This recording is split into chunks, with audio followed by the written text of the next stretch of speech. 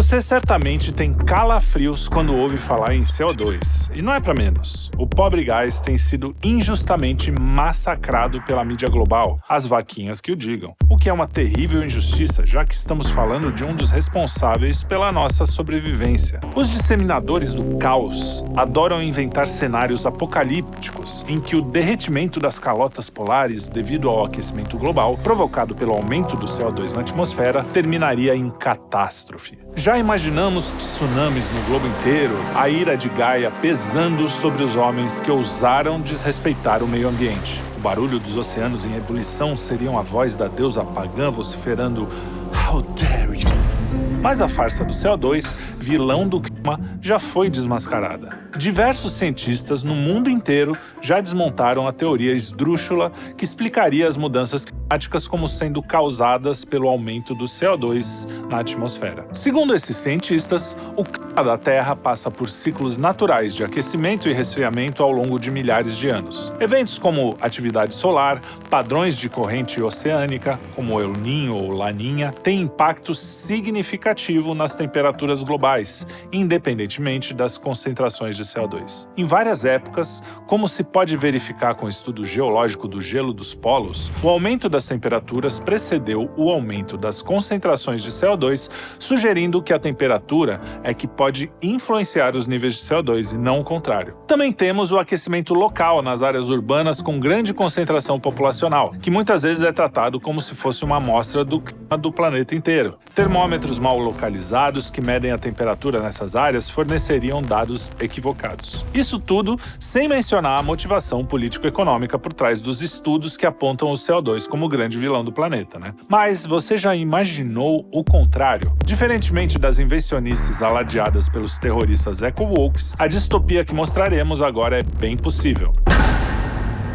O dióxido de carbono, conhecido como CO2, desempenha um papel fundamental na vida das plantas e é essencial para o processo de fotossíntese. Se você teve sorte de estudar numa época ainda não contaminada pela lacração, talvez tenha aprendido sobre esse processo das plantas na escola. As plantas utilizam fotossíntese para converter CO2 e água em glicose e oxigênio com a ajuda da luz solar. Esse processo ocorre principalmente nas folhas, onde estão localizadas as células que contêm clorofila. O CO2 é uma das matérias-primas essenciais para a fotossíntese e a sua disponibilidade pode influenciar diretamente o crescimento das plantas. Se houver mais CO2 disponível, as plantas podem potencialmente aumentar a taxa de fotossíntese, resultando em um crescimento mais robusto. Tá legal, a gente não vai revisar a matéria toda, pode ficar tranquilo. Mas ainda precisamos ressaltar que a concentração atual de CO2 na atmosfera está em torno de 400 partes por milhão. Quantidade suficiente para que as plantas possam realizar eficientemente a fotossíntese. Tá, mas o que aconteceria se os níveis de CO2 diminuíssem? Com menos de 150 partes por milhão de CO2 na atmosfera, a fotossíntese das plantas seria severamente comprometida. Muitas plantas não conseguiriam obter quantidade suficiente de CO2 necessária para produzir energia e crescer adequadamente, resultando em estagnação ou diminuição do crescimento. Culturas agrícolas ficariam em risco, levando à queda na produção de alimentos. Essa diminuição poderia resultar em escassez de alimentos, afetando a segurança alimentar por parte das populações humanas. Parece até de propósito, né? Algumas espécies de plantas que são mais sensíveis a baixos níveis de CO2 poderiam não sobreviver, levando a uma perda de biodiversidade e mudanças significativas nos ecossistemas. A redução na biomassa vegetal afetaria toda a cadeia alimentar, já que as plantas são a base para muitas cadeias alimentares. Herbívoros enfrentariam falta de alimento, o que, em consequência, poderia levar à redução de populações de predadores. Os ecossistemas que dependem de vegetação densa, como florestas e pradarias, poderiam sofrer mudanças estruturais, resultando na migração ou extinção de várias espécies, incluindo insetos, aves e mamíferos. Sem o CO2, aí sim, teríamos o extermínio da vida na Terra. As plantas não poderiam realizar a fotossíntese, um processo vital para sua produção de energia. Como resultado, morreriam em massa, fazendo com que toda a vegetação da Terra desaparecesse. Pois é. A ausência de plantas significaria a completa eliminação da agricultura, levando à escassez imediata de alimentos para humanos e animais. As fontes de produção de alimentos, como grãos, frutas e vegetais, seriam extintas. Os herbívoros, que dependem das plantas como fonte de alimentos, sofreriam uma extinção maciça. Sem plantas para comer, eles não teriam como sobreviver. Os predadores, que dependem dos herbívoros como parte da sua dieta, também enfrentariam a extinção, prejudicando ainda mais a biodiversidade e afetando toda a cadeia alimentar. A extinção de plantas e animais resultaria em um colapso significativo da biodiversidade. Ecossistemas inteiros se desintegrariam e a Terra se tornaria um ambiente inóspito.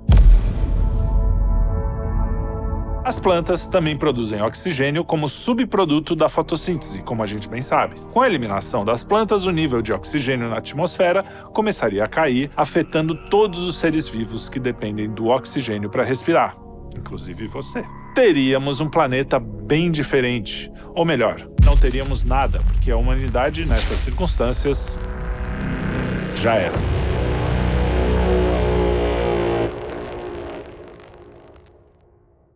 Olha, você pode acreditar que todos os eco-woke são como aqueles idílicos seres azuis do filme Avatar, inteligências superiores que vivem em comunhão com a mãe natureza. Claro, podemos imaginar o que quiser, mas será que não é melhor olharmos para a realidade e entender de fato o que está acontecendo? A elite global quer desesperadamente mudar a matriz energética do mundo para impedir o desenvolvimento de todos aqueles países que poderiam ameaçar o seu domínio. Brasil inclusive. A política de crédito de carbono é uma piada. Através dela, todos os países e, consequentemente, os seus cidadãos devem fazer compensações de carbono. Trocando em miúdos, pagar para emitir CO2, o que é um completo disparate, já que muitos desses países precisam explorar essa fonte de energia para conseguir se desenvolver, ao contrário dos países ricos que já se desenvolveram à custa do CO2. O governo brasileiro já foi vendido. É por isso que não exploramos o petróleo na margem equatorial da Amazônia, por exemplo. Os ecoativistas, julgando-se seres superiores em defesa do planeta, não passam de um exército de gafanhotos, pragas a serviço de uma elite predatória que quer se manter no governo do mundo a todo custo. Não. Se existe um vilão nessa história, definitivamente não é o CO2. CO2 é o gás da vida.